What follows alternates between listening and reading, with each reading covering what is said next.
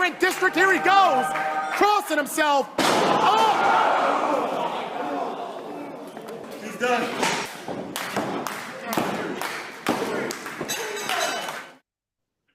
Welcome everybody to another edition of Hot Program. I am your host with the most, all the way from the East Coast.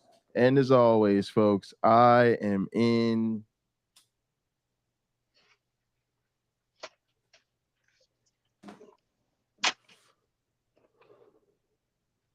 airplane mode.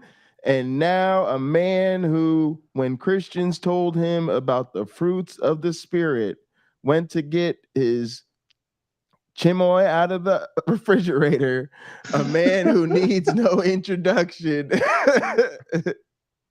How you doing today, my one black friend? I'm well. Hello, Pocket Locker, and hello, everyone. I'm good. What is a chimoy? Okay, so chamoy is this stuff that is something people put on fruit, like in Latin culture. Not all Latin cultures, but like if you're from Mexico, you might put chamoy on your fruit to enhance the flavor. Oh, the topping? It's like, think of it like I don't want to say hot sauce. I've never tasted it. I just know of it because I'll buy. You've probably seen in movies or TV. There'll be some guy or gal with a fruit cart, and they'll ask you, "Do you want squeeze of lime or chamoy or salt?" Oh, yeah, it's sauce. Yeah, and I've never tried it, so it might be the best thing ever. I'll never know because I'm not interested in it. I like delicious fresh fruit that they have. So that's typically what I go for. I'm a big hot sauce guy. Me too. Not on my fruit. That's hey, look, it might be the best thing. It might be the best thing ever. I don't know. It might. I don't know. Very, very well could be. It's good to see everybody here. So today we've got a throwback lined up. Because today's video is from, what did it say here? 13 years ago. 13 way years back ago. in time. Way back in time. And but it is called the Non-Existingness, the Hiddenness of God by William Lane Craig. Now, when I think, I'm sorry to interrupt. When I think of William Lane Craig, I always think of that clip from Friday with John Witherspoon on the toilet telling Ice Cube, "You don't have to lie, Craig." Yeah. You know, I gotta say, the first time I heard about divine hiddenness, I was particularly infuriated. Really? You know, I do, yeah, because it was one of those things where it was like they have a whole concept for this excuse, right? And they like it's like they're clearly lying at this point. And I think I don't know, maybe it was William Lane Craig. But yeah, you know, I feel bad that Christianity got over on me. And you realize, like, when you start to come up with an actual concept for the fact that God seems to apparently not be there, you're just like, wow, you guys that's when you realize it's this whole industry. But I guess if you're a Christian, you know, I guess maybe he'll break it down in a way that makes sense for Christians. But yeah, divine hiddenness is a problem. I'm gonna Google, does the Bible say God is hidden? By the way, can you hear I think it does. I think it does to some extent. I know it says things like he hides his ways from the wise and this type of thing. And, you know, there's apologetics around, you know, how you wouldn't have to have faith. Let's see where he goes with this. Okay. There is Go ahead. There like the first one I see is bible.knowing-jesus.com. They have a list, 34 verses, and other sites have something to say about it too. So go ahead, Pakman, please. All right. Philosophers on epistemological concerns about God has moved on to a discussion of the so-called hiddenness of God, which is closely related to the presumption of theism in the absence of evidence. The basic thrust of the objection, called the hiddenness of God, is based upon the conviction that God's existence is not as obvious as it could be, or as one might desire. The atheist objects that if God existed, then we would expect to see more evidence of his existence than what we do have. There's a probability that if God were there, that he would disclose himself in some way so that his existence would be more obvious. And given that God is hidden, so to speak, that his existence is not obvious, this counts as evidence against God's existence.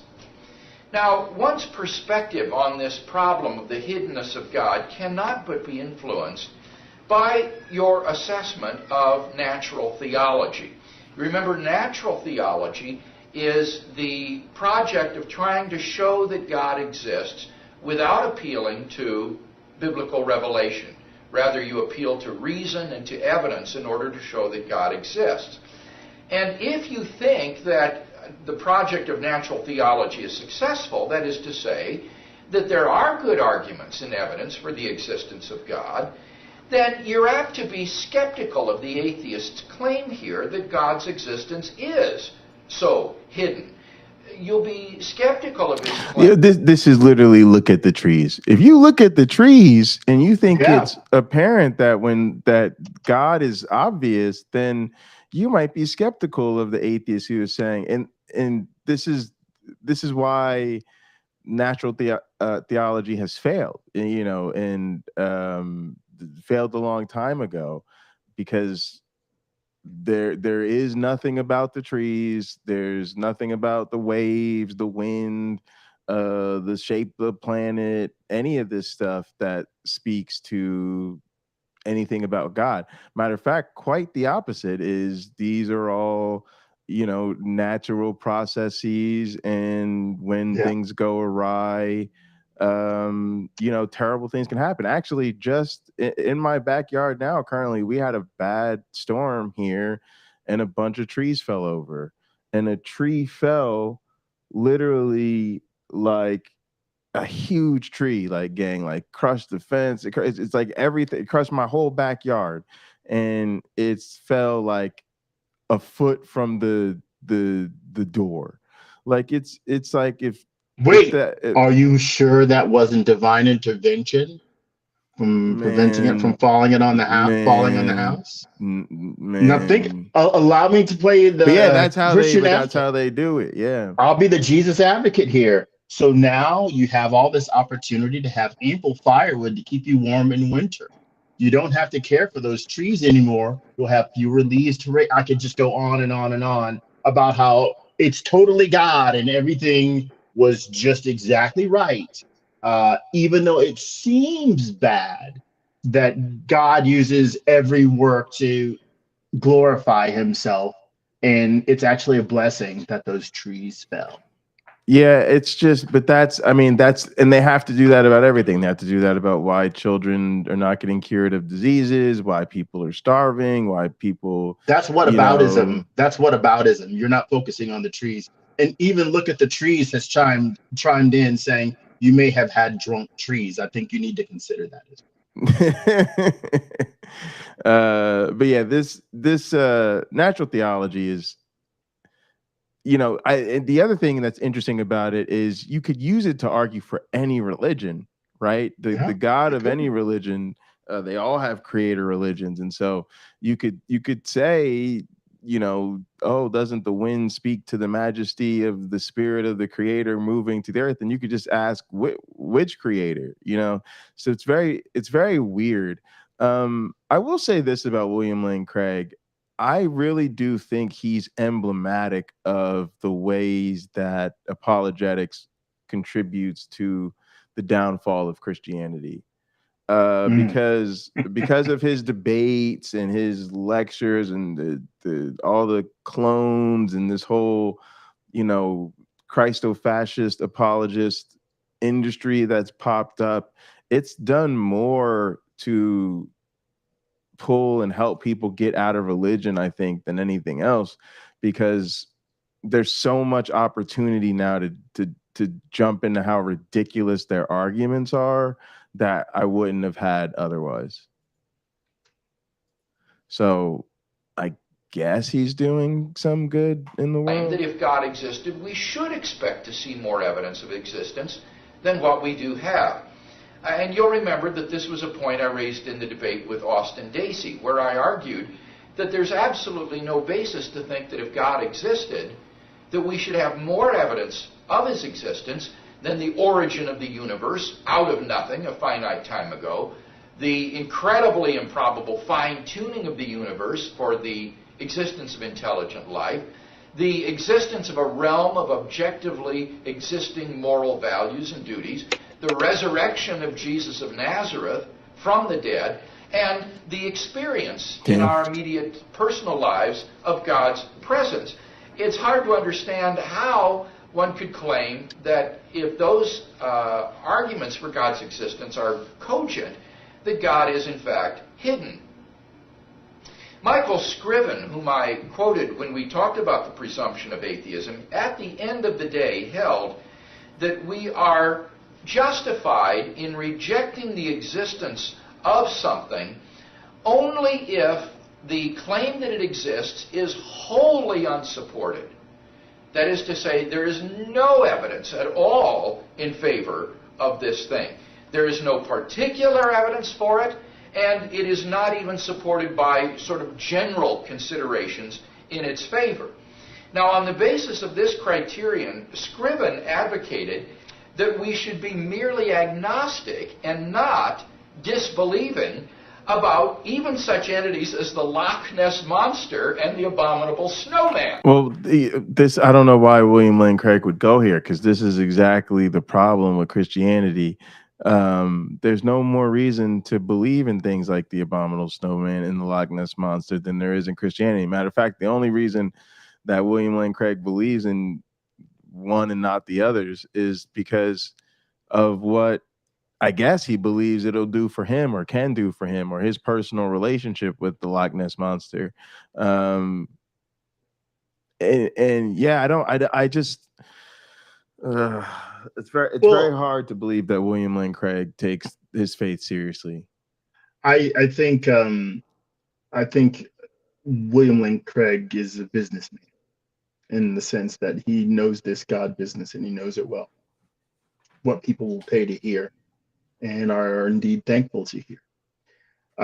He references the Loch Ness Monster. There have been extensive searches to find this Loch Ness Monster where they've mapped the bottom of the loch.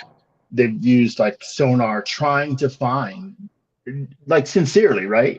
Trying to find the Loch Ness Monster. So either it is unresponsive to sonar, so sonar can't detect it, or it's just not there. We either accept the stories that it was a hoax, or people keep believing in it.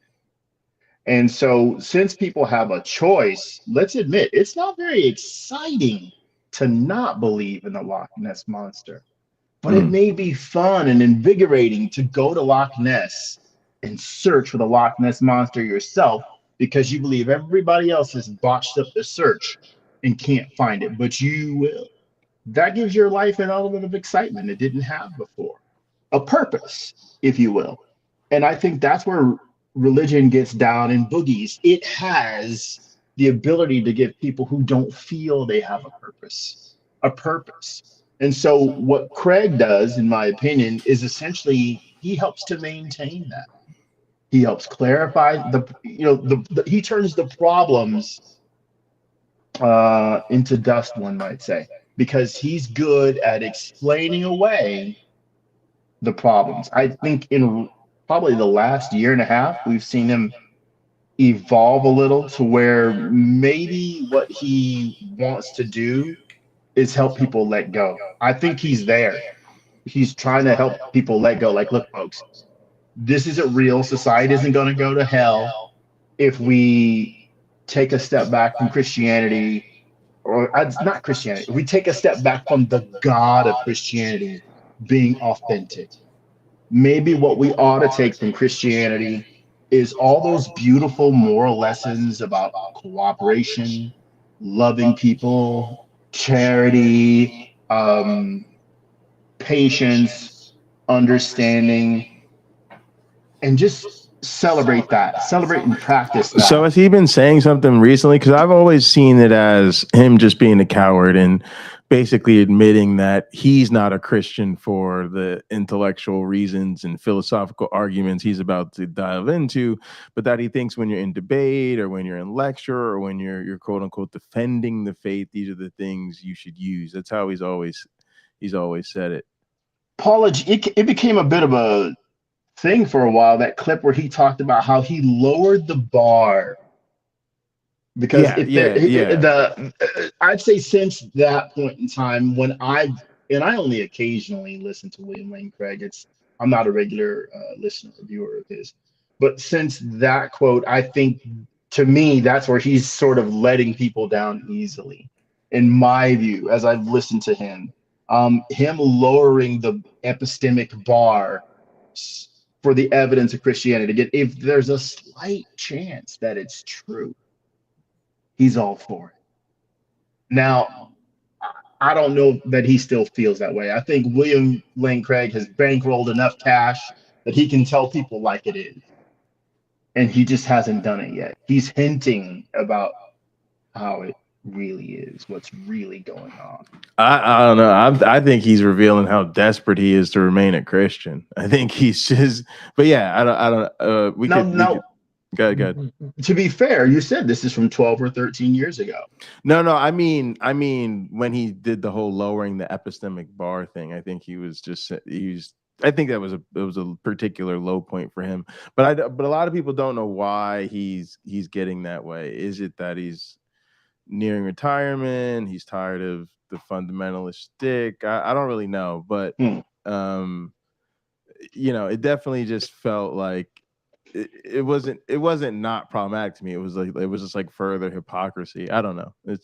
I'm not a big fan of this guy. He thought that in those cases, the Loch Ness Monster and the Abominable Snowman, these beliefs were not wholly unsupported. They were not wholly lacking in either general support or in some particular evidence.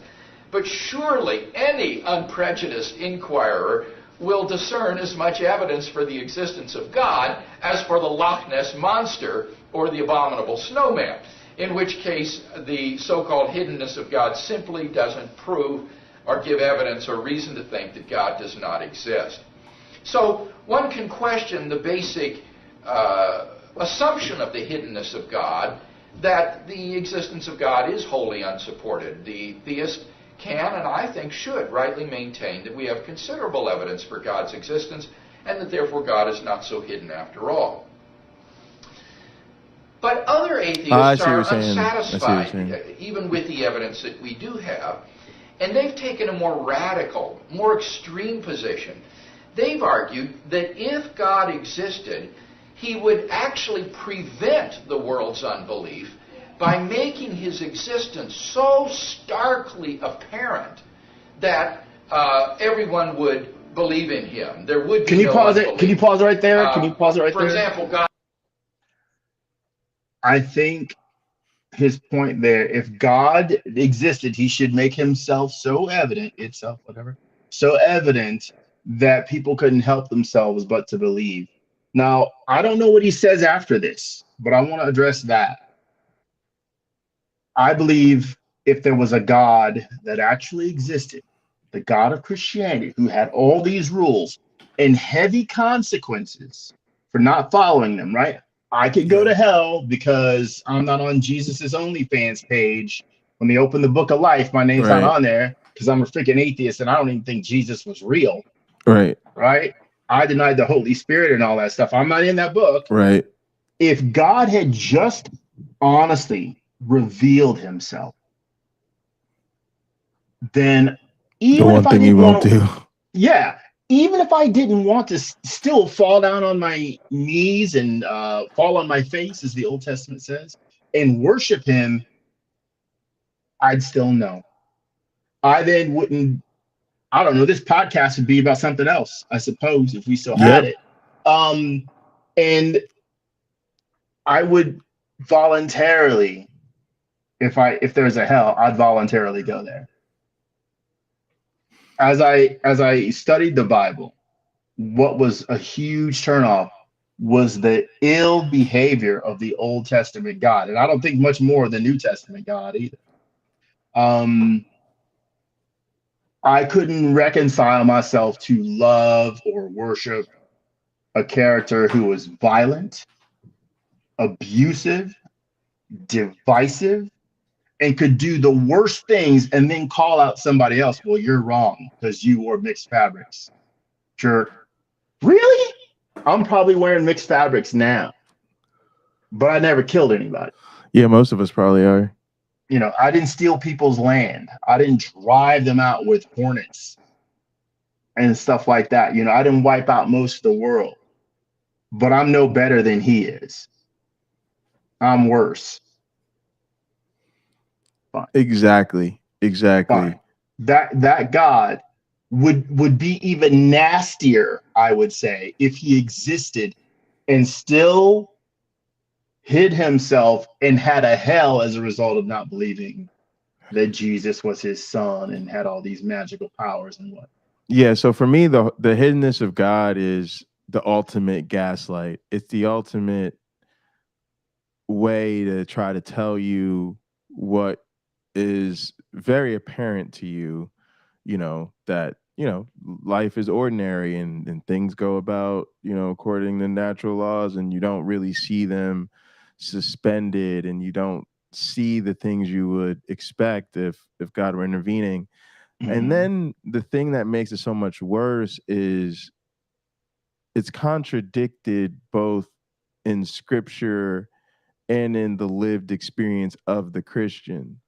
So there really isn't, I really noticed something here, that when we talk about the divine hiddenness thing, especially with William Lane Craig, we should maybe specify divine hiddenness for atheists, because he's very specific. The atheist argument about divine hiddenness when responding to the atheist, right? Because he'd have to say something else entirely to deal with most Christians. Because what? First off, please notice how the story of the Bible is God showed up in a burning bush. God showed up in, the flood, and, God brought people out of slavery, and, God raised Jesus from the dead, and he appeared to 500, and he multiplied the fishes and the loaves, and he walked on water. There's all this apparent stuff. And then again, in the experience of most Christians, like we were just joking about a guy who won a big boxing match, and wanted to give all praise and glory and honor to God, and people, thank God for helping me find my parking spot and all of this stuff. So there's all these ways that God is so apparent to them, moving in their day-to-day lives, helping them. It's so clear, God help me get this job or whatever. But then to us, they turn around and they're supposed to be a divine explanation, or somehow this is part of God's attributes that he's not apparent. So it's really weird. It's a very, it's a specific thing to address a challenge from outside the faith, because really the people of the faith, the way they understand the doctrine and the way they often speak of their lived experiences, God is showing up all the time. Gerbmania just said, it's interesting God brought the Israelites out of slavery, yet still kept slavery around. freedom for me, but not for thee. Yeah, absolutely.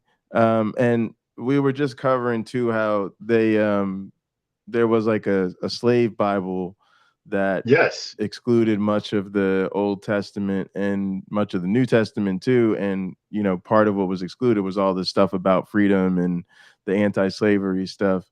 You know, because again, they didn't Christians again.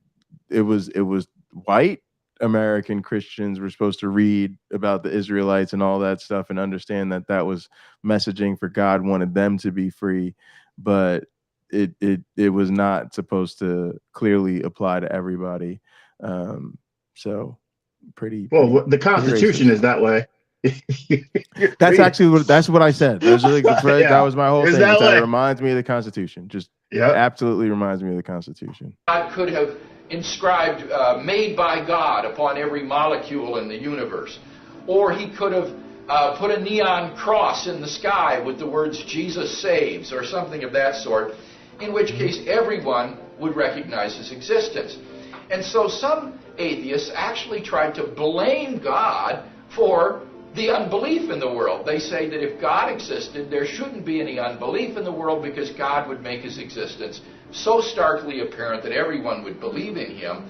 And therefore the fact that there is unbelief is really God's fault, or rather goes to show that there is no God, because if there were a God, there would be no unbelief.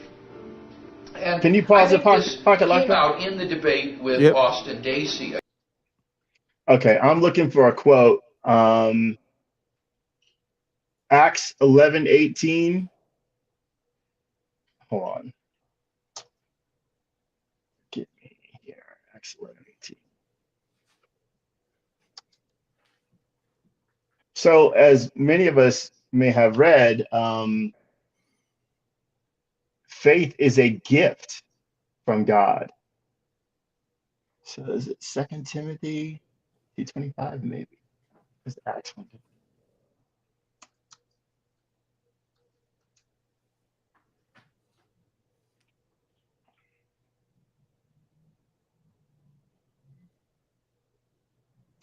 Oh, well, crap. All right. So I'm leaning on the internet here. I can't find exactly what I want. 18, when they heard these things, they held their peace and glorified God, saying, then hath God also the Gentiles granted repentance unto life. So, okay, so God is granting repentance. That's not what I need. There's a verse that says the reason you believe is because God gave you faith. That's why you believe. You have been selected, right, to have faith. Not that you did it all by yourself because you can figure stuff out. No. It's a gift from God. Right. So if that is the case, then I'll never understand if the God of the Bible is real. I'll never understand why he couldn't have better practices. Why? There's a better way of reaching people than just selecting them. Right? If they hear it, they want it, it should happen. Yeah. And Ephesians 2:8. Thank you. And it's an awful lot like racism. I mean, it's an awful lot like all of there's no other area do we consider it okay to be part of the chosen race, to say we were pre-select. I mean, this is like the Calvinists and all these people. I mean, but it's essential to the message of Christianity that you're saved, and I really do feel like you're comfortable with bigotry if you buy into the idea that you're part of a people that deserves better than everybody else. And we get away from that. We like you know, if somebody walked around and said I'm white and sorry, we're just part of the chosen race. You ain't heard? You ain't heard who runs this thing?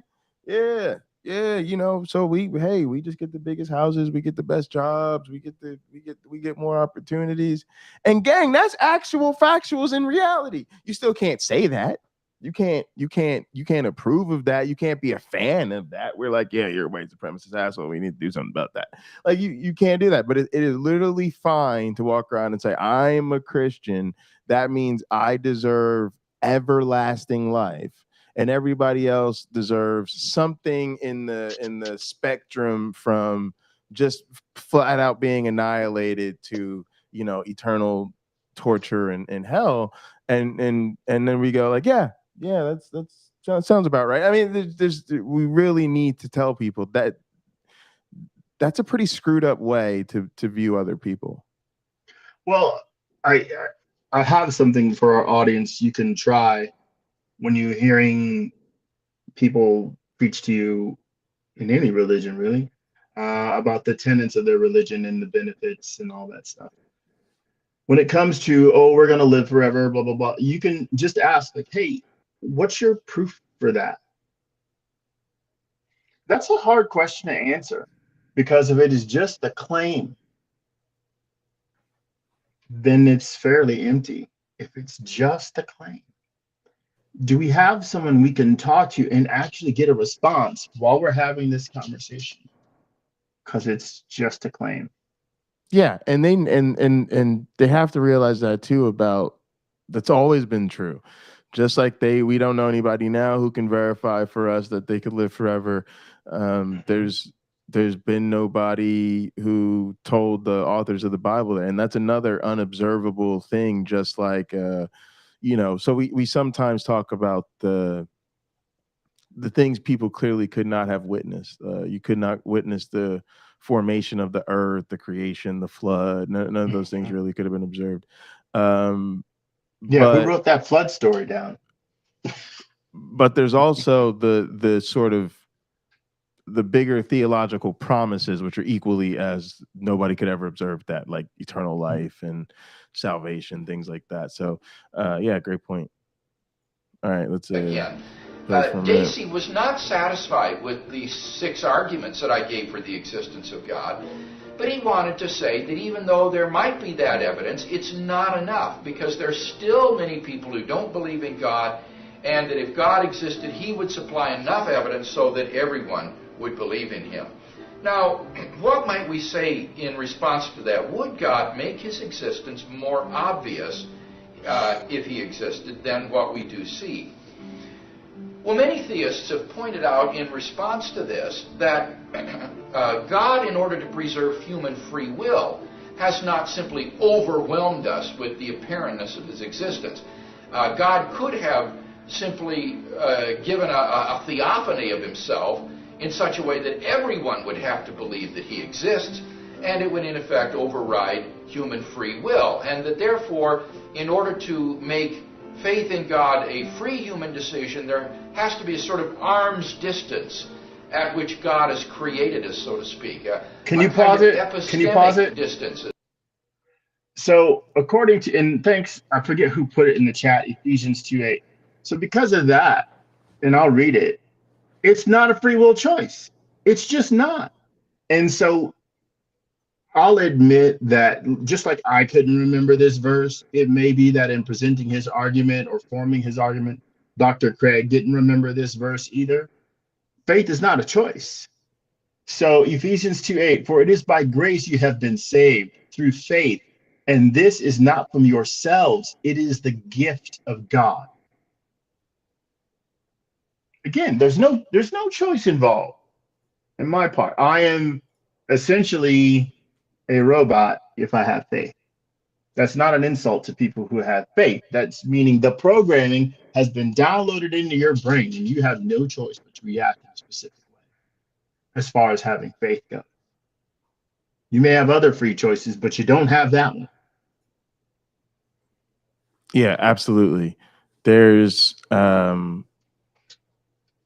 there isn't any, and hang on, and this gets at a point that I think is actually really important, which is I don't think we take this seriously. Like I could not run a cult out of my house and just lie to people's children and teach them that they're cursed and all of this stuff. We don't take religion seriously in this society because we would take that seriously. Think about the conversations we're having around consent, coercion, indoctrination, grooming, all of this shit. But Christianity gets a pass on all of these. Even there's just so much. There's so much going on. I'm even thinking of circumcision. It's just a lot of this stuff is just weird, and it's very odd to me that we allow this to happen. We would at least, to me, be more reasonable if we were at least trying to convince people that this stuff is not true. If we were at least making efforts to expose these cults, making efforts to expose the churches, making efforts to make them pay taxes. It's just very strange to me that we watch people get indoctrinated in this stuff. We watch people give all their money away to the church. We've seen the empty promises. We've seen the death and destruction. And we're determined to just let people live their entire lives and die this way. And we never take seriously the idea that they would not do this, they would not believe this if they were able to make informed decisions as adults. I'm not going to quote "Look at the trees" because I wasn't ready. I didn't have a pen to write it down. Look at the trees wrote something on the order, "Faith is using lack of evidence as evidence." That is brilliant. That is brilliant. And I don't think I ever thought about it that way, but I will now. And I think I should definitely quote you or paraphrase you when talking to others about that. I think that might be a simple way to help them decouple the fervor of their belief with the reality of what it actually is. Faith is using the lack of evidence as evidence. Thank you. Thank you. And divine hiddenness is a perfect example of that, right? That God not being around is just makes it obvious that he's omnipresent and is giving you free will and all this type of stuff. Now, I think William Lane Craig is going to throw that under the bus a little bit here, but that's another William Lane Craig thing that he does so well is he comforts Christians, even though if you listen closely to what he says, he typically undermines most Christian arguments. He just replaces it with something else they can feel comforted about. And then they can feel like they've gotten educated, right? Like they've gone from the kindergarten understanding of an argument to rather than, realizing that the argument isn't true. Now they've got the big kid version of it from William Lane Craig. Philosophers say, an epistemological distance at which God has created us that makes his existence not more obvious. I don't think this response is entirely adequate, however, because even if God made his existence absolutely obvious so that everyone could see that he exists, the question would still remain of whether or not we're going to place our faith in him in the sense of having a trust in God, a personal love relationship with him. And so even if it were true that God... Again, and this is again, you don't have a relationship with God. This is just language. This is part of that thing. I mean, like, there's no way, because Christians, think about this. Christians, in a sense, don't just believe in the Loch Ness monster. They have a pet Loch Ness monster, right? They have a pet Loch Ness monster that walks with them and talks with them and tells them he's their friend, right? Like, they have this relationship with God, and God is everywhere. They want to thank God, right? God is the cook. God literally put the food on the table, provided the house and everything, such that before you even eat that turkey, you better I just want to give all praise and honor to God, and who's the head of this household. And Lord Jesus, thank you for providing another meal for the nourishment of our bodies and the blessings of our soul. In the name of the Father.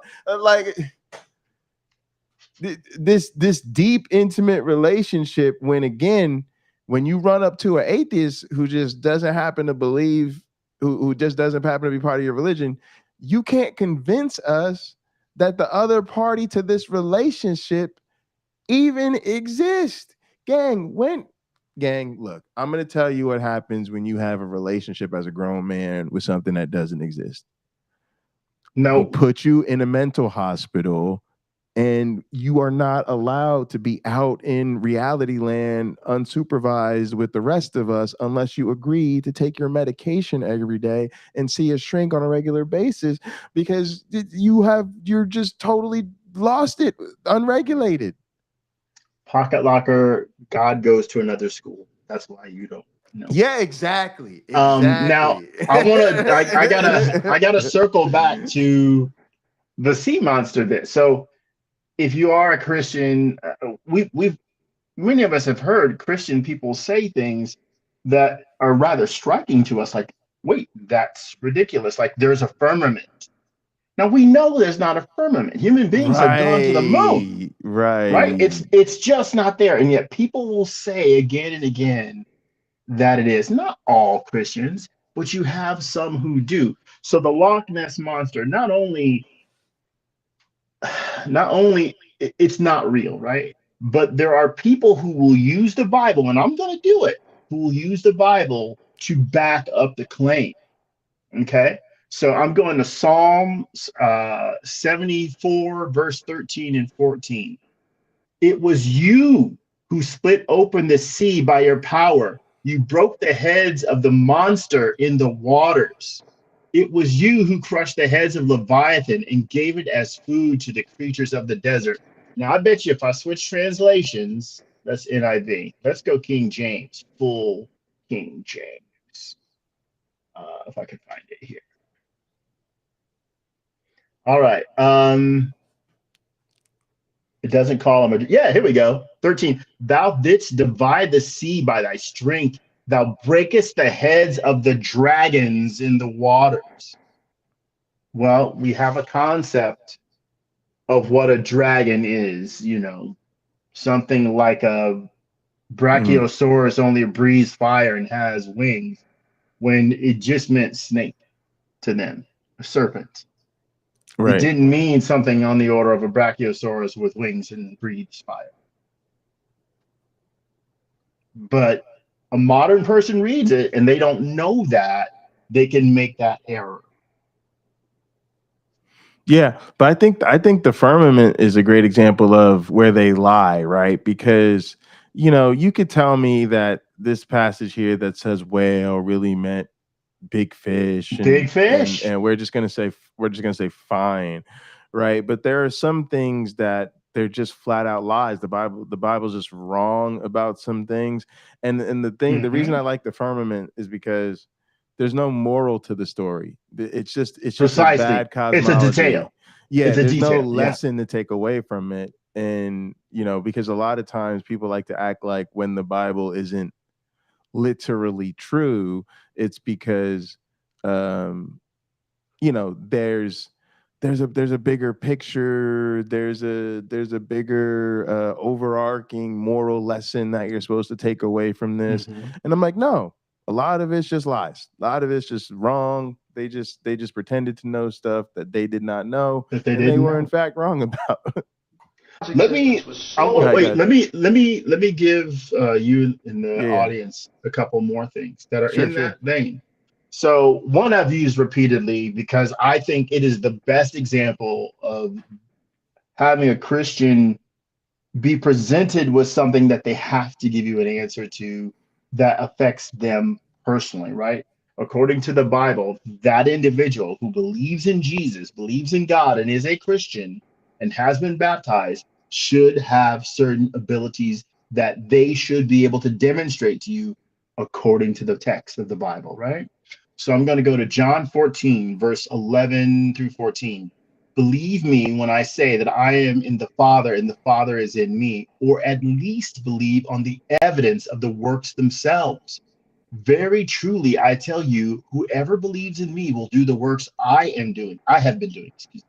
And they will do even greater things than these, because I am going to the Father, and I will do whatever you ask in my name, so that the Father may be glorified in the Son. You may ask me for anything in my name, and I will do it. Yeah, Jesus Okay. sounds like a psychopath. Look, Jesus sounds like a genie. Yeah, he does. He does. By the way, 3,000 Years of Longing is an excellent freaking movie, and it's streaming, I think, on either Netflix or Amazon Prime. I forget, but it's an excellent movie. It's about a genie, and very fascinating story. Okay, so let's go to Mark chapter 16, verse 15. He said to them, "Go into all the world and preach the gospel to all creation. Whoever believes and is baptized," conditions, "whoever believes and is baptized will be saved, but whoever does not believe will be condemned. And this is important, and these signs will accompany those who believe. In my name, they will drive out demons. They will speak in new tongues. They will pick up snakes with their hands, and when they drink deadly poison, it will not hurt them at all. They will place their hands on sick people, and they will get well." So these are essentially Mark 16 and John 14 have essentially sister verses, we could say. They're very similar.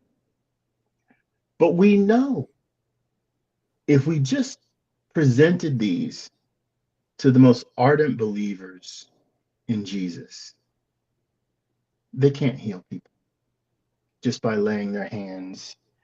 They can't heal people with the simplicity of a prayer. It would be wonderful if that was true. I do think the world would be a better place because people would have prayed for world peace by now. People would have prayed for the elimination of sickness and disease by now. People would have prayed for an end to poverty without ending the people who are poor by now. There would have been all these wonderful solutions that would have come along and been powerfully effective in the world society if these verses were only true. So when I'm being at my most brutal, I'll whip out Mark 16 and ask people plainly, can you do this? So you're either not a Christian, which I don't believe, or it's not true. Now, the beauty of, as my ex-girlfriend, I gave her credit for coming up with a phrase I had never heard before, a Nobel Priest Prize. The people who in the first century or second century who won the Nobel Priest Prize are the people who came up with the idea of, well, it has to be what God wants. If it's not, I think in 1 John, it's conditional now. Because it only applies to certain people with those certain gifts. Well, look, we now know, if let's just say we're in the first century, second century. I don't know when that stuff was written, but let's assume it was written 11 minutes after the crucifixion. Okay, so they're getting this down fresh. When they write a phrase like John 14 there, that, hey, Jesus is going to see to it that your prayer is answered. He will do it. He will do it. Okay? Notice there's a difference here. I hadn't noticed this before. In Mark 16, God will do it. In John, Jesus will do it. He'll do it himself. He talks about, believe when I say that I am in the Father and the Father is in me. Okay, so I guess when he ascends to heaven, maybe that's the difference. Once he's up there, look, I'm my dad's secretary. I handle a lot of his minor things, and he handles the big stuff like the creation of a dimension or universe or car keys. I handle the smaller stuff that people need. But anyway, it's a very odd thing. So the people who then say, well, look, people in our congregations aren't seeing this demonstrated. Jesus may have said it, okay, assuming Jesus was a real guy. He may have said it, and it appears not to be so. So is there something else at work that maybe Jesus forgot to tell us that is the reason why it's not working? Oh, it has to be in alignment with what God wants. Because if you have this enemy, you don't want your enemy to die or something awful to happen to them if it's not God's will, because maybe God means good for that person. And so we can't have you doing that. You're supposed to love your enemies according to Jesus. So let's just add a conditional phrase here that then people have to snap in alignment with, right? It's in 1 John, I'm pretty sure. Almost 1 John. God's will. I don't remember. Someone tried to use this against me. John 5, 1 John 5:14. Go to Bible Gateway, which I think is the best site for biblical studies. This is the confidence we have in approaching God, that if we ask anything according to his will, he hears us. And if we know that he hears us, whatever we ask, we know that we have what we asked of him. So basically, God is going to give you what you ask for if it's according to his will. They're fixing it. It's just words. It's not true. So how do they fix it without rewriting everything? They just add another couple of sentences here that are just words as well. If it's God's will. So we could infer it. I'm not the first person to say it, that it's God's will that people die of cancer. It's God's will that people get hit by cars, buses, drown at sea, on and on and on, get stranded on islands, and there's not enough food for them to eat. There's no water. They die there alone, scared, and so on and so on. It's God's will that a meteor hit the earth so many millions years ago. It's God's will, and so on and so on and so on. All these natural disasters, the tsunamis, God's will, volcanoes blowing up and killing hundreds of people, God's will, and so on and so on and so on. People, as you say, finding their car keys, finally getting a new car, only to have to make 72 payments on it. Right? Exactly. It's God's will.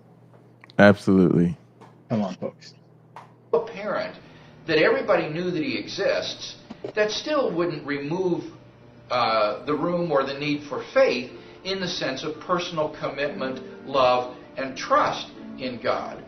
So I don't think that answers the question adequately, though it does make a good point that God doesn't coerce us to believe in him. But I think the very fact that this reveals that God's existence could be perfectly apparent, and yet people might not yet believe in him or trust in him, shows where the weakness in this objection lies. Why, we might ask, would God want to make his existence as apparent as possible? Why would he want to put a neon cross in the sky that says Jesus saves, for example? As the Christian philosopher Paul Moser has emphasized, on the Christian Where is he recording this? A matter of relative indifference. Recorded live in my bathroom. Whether or not people believe that he exists. And I find that non-Christians have a great difficulty understanding this. But in fact, that is the biblical view. For God, it is relatively a matter of indifference whether or not people believe that he exists. Rather, now wait a second. Pause it. So on the basis, Christians have a hard job when it comes to explaining things to us, right? When they're trying to justify their beliefs, and the Bible keeps being their only source material. And yet, and this is, I don't think this is a fault. It certainly is true in a lot of cases. They don't recall all the verses or know of all the verses to present the best possible argument. We were already given from our audience Ephesians 2:8 to reference when I couldn't remember what it was. that faith is a gift from God. Craig is speaking to us as if he didn't know that that verse existed. He may have forgotten during the time where he's writing out his thoughts, right? Or putting them on note cards or however he does his presentation. But he's not considering that in this argument. It's utterly gone from what we've heard so far. We don't have a choice. But he's presenting this argument as if we did. But according to his own Bible, I got the floppy one right here. It's in here, folks. And even whether your Bible is floppy or not, it's in the New Testament, but he's not referencing it.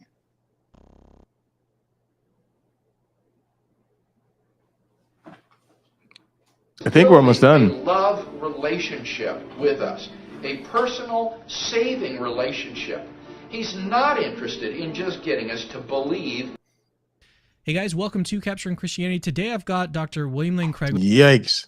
Oh, I guess I got autoplay on or something.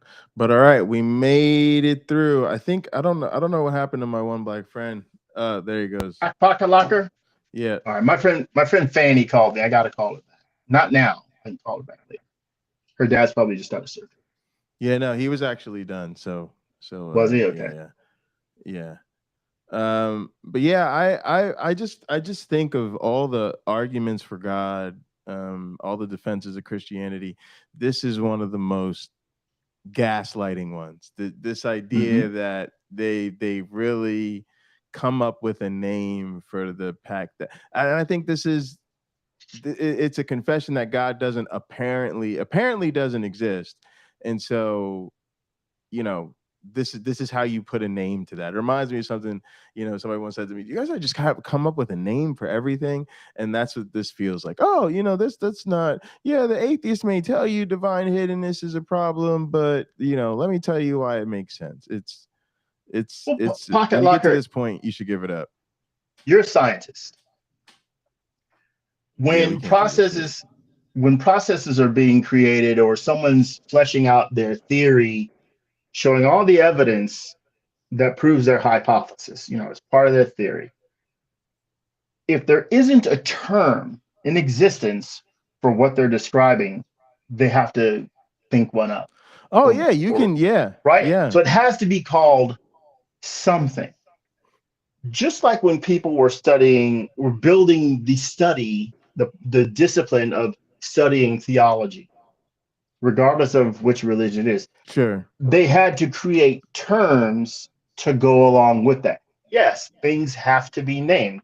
I've got a 57 Chevy truck. There isn't a part, not one single part for that truck that does not have a name. Right. Nothing is called a thingy. Right. It's a captive, right? It's a captive nut. There are no widgets that go into building this truck. There are, I don't know if there are hundreds of thousands of parts, but there's certainly thousands of parts. I bought some of them twice. So it's just the way of things. It's not something that should be complained about, simply understood as a practice of we need to have a discussion.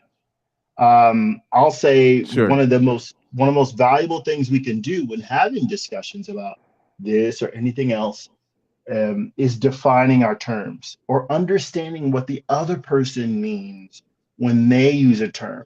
Because as many of us have seen, you really could be missing each other's arguments if you don't have the same understanding. It's okay to meet them where they're at. It's okay for them to meet you where you are. If there's an audience, you both have to let that audience know this is what this means for this discussion. Well, yeah, these are actually big distinctions because, again, he's kind of misrepresenting the whole thing, because atheists would claim God doesn't exist. So the evidence for God is not apparent or convincing. What William Lane Craig and theists actually are saying is no, God exists. He's hiding. And that's actually, you make up a good point that we're actually, if you got technical about it, we're really not saying it's, and this is what's wrong with apologists, is like they never want to sit down and have the honest conversation, because again, I say God doesn't exist, I can't see him, he's going to say, look at the trees. It should be obvious. But if it isn't, it's because God has divine motivation for not making himself apparent to you, which is quite a big difference, actually. Well, look, I have trees. When I bought this property, there were probably 70 plus trees on it. And I've cut quite a few of them down because some of them were, their location was poorly selected, if I'm being generous. A lot of them are pine trees. I've complained about it before. This is the worst tree to put near your house. You get needles all year round, unless you sell and harvest the needles and someone likes them as mulch, which you see in Alabama and Georgia and maybe other places in the South. You dye them red and you sell them for a premium. I'm not trying to do that. Right. So I have to literally, after I'm done with this conversation, I'm going to go rake pine needles for an hour and a half. I would say if there is a God and he's creating trees, maybe say, okay, well, I'm going to, like a computer software program like Excel, which is the best program ever invented for the computer, I'm convinced of. Anyway, so I'm going to make conditional formatting here. If this pine tree is put next to a house and the person doesn't want all the needles, they don't fall off. I've improved the pine tree. Right. It will secrete an enzyme that will make it unappetizing to bees and bugs that will normally eat it. If a tree is turned into lumber and that lumber is going to be used for a house, it becomes inedible to, the different pests that will eat it away. Right? I'm already improving trees. And you can look at all the trees you want, but we could have better trees. You could say, well, you could select redwood, which is naturally resistant to a lot of pests. Well, I don't have redwood. I didn't build this house. Somebody else did.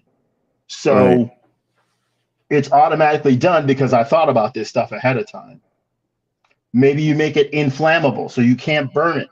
Not inflammable, not flammable, so it can't be burned. So people aren't going to die in house fires if their house is made of wood. I can use concrete cinder blocks to build a house, and that problem goes away. Right? The house isn't going to burn down. Your roof might, but the rest of the house is going to be standing. So there are better ideas than, evidently, if there is a God, there are better ideas than the ones he had. Right. He should have seen the future coming and said, well, I can make all these changes so that things are better for people. And maybe that's better evidence that there would be a God if the needles wouldn't fall off a tree if it's planted near a house, right? Or a house is put near the trees. The behavior of the trees changes. Now that's evidence of the divine, maybe. For me, at least something I'd be grateful for.